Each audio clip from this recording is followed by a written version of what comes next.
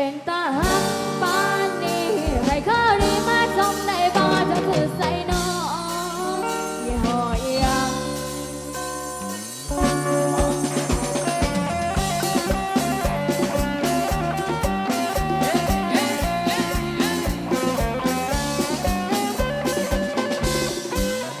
ปกติก็เป็นคนเงียบ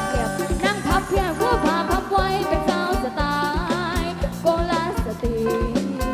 แต่มือนี้อ่อนใจบ่อยู่ได้มาเห็นผู้บ่าวรูปหล่อคือคักเทนอติดต่อเลยแดง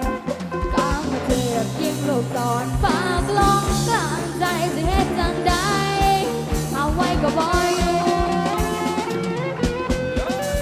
เป็นตาหักปานนี้ให้เคยดีมาจงได้บ่จะคือใส่น้องโอ้ยยังเป็นตาจังเอาให้ผู้สาวหลายหนูก็บ่วันมาแลกเป็นได้กันสิเฝ้าทำอยู่แน่อยากมีแฟนคืออ้ายว่าแบบบ่อ้ายคนนี้หนูมักเพิ่นสิรักได้บ่ใจมันเป็นบ่เป็นจังหวะยังจบตากับอ้ายคนรอคนนี้หนูขอคนนี้หนูมักอยากได้อยากได้ อยากได้นะตอนนี้อยากได้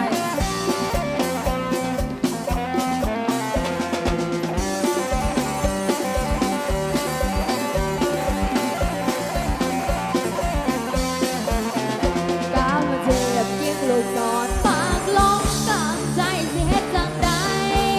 เอาไว้ก็บ่อยู่เป็นตาหักปานนี้ให้เคยดีมาจงได้บ่จะถึงใส่น้องโยนยังเป็นตาจังเอาให้ผู้สาวหลายหนูก็บ่วันมาแลกเปลี่ยนรายกันสิเฝ้าทำอยู่แน่อยากมีแฟนคืออ้ายว่าแบบบ่อ้ายคนนี้หนูมักเพิ่นสิรักได้บ่ใจมันเต้นบ่เป็นจังหวะยังสบตากับอ้ายคนรอคนนี้หนูขอคนนี้หนูมักเป็นตาหักปานนี้ให้เธอดีมาจงได้บ่จะคือใจน้องโยนยังเป็นตาจังเอาให้ผู้สาวหลายหนูก็บ่วันมาแลกเป็นรายกันสิเฝ้าทำก็ได้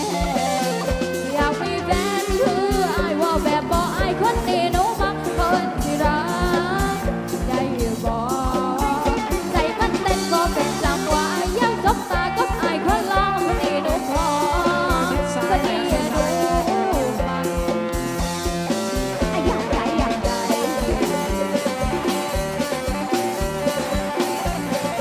เจ้าบ่าวบอกว่าเจ้าบ่าวก็อยากได้เหมือนกันนะตอนนี้เฮ้ยเฮ้ย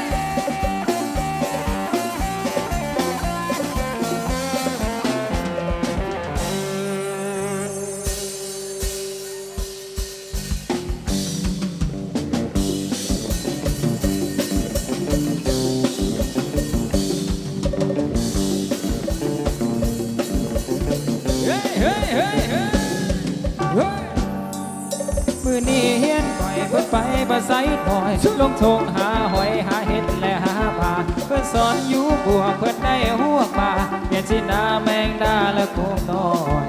มือนี้เฮียนข่อยประมาณ6 โมงแลงเพิ่นเฮ็ดแนวกินแรงหอมีให้กินตำดังมีตำบักกุ้งหมูพวกและกุ้งหางถอนให้ใจดังๆกำลังดังแม่ค่อยใส่ทุกอย่างสิโหอยากสิให้ก็ค่อยสิก็ไปเอาห้องมาของให้ปลาซะก่อนเบิ่งไปหอดเฮ็ดปลาเกิดหาปลามักก็หอนปลาเฮาบ่อยู่บ้าน